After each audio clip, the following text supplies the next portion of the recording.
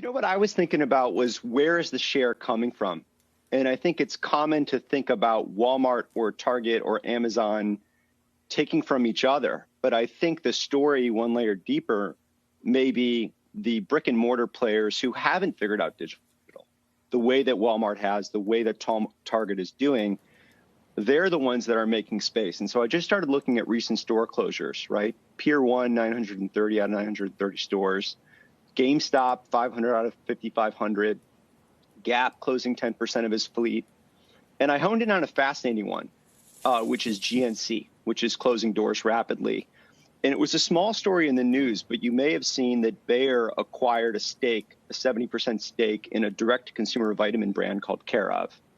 And I thought that that was an interesting vignette, because I think what we'll see is large players who do brick and mortar and digital well, like Walmart and Target, will thrive.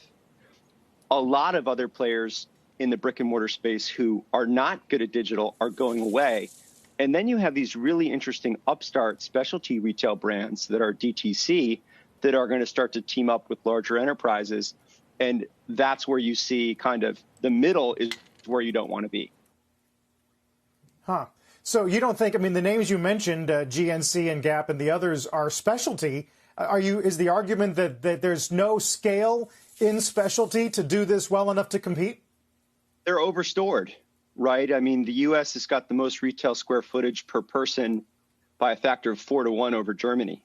So I think people like simple narratives, but the simple narratives don't apply. It's not that brick and mortar is going away.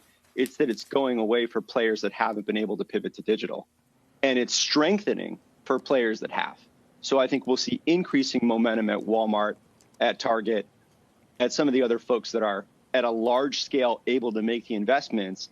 And it's the people in the middle, the J. Crews of the world, who are going to get crushed.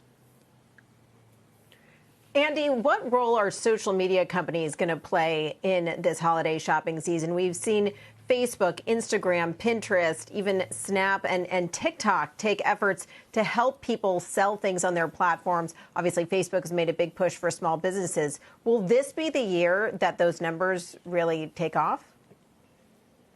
I think it's fascinating just to hone in on the TikTok phenomenon.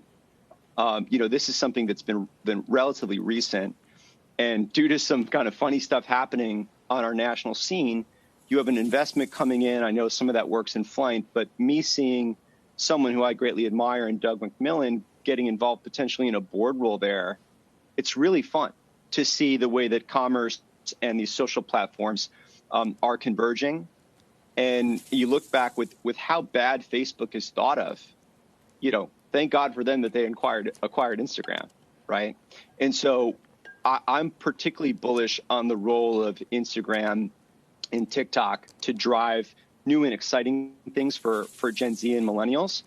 Facebook is a juggernaut because of who they are, but I think they're vulnerable right now in the public eye. Shepard Smith here. Thanks for watching CNBC on YouTube.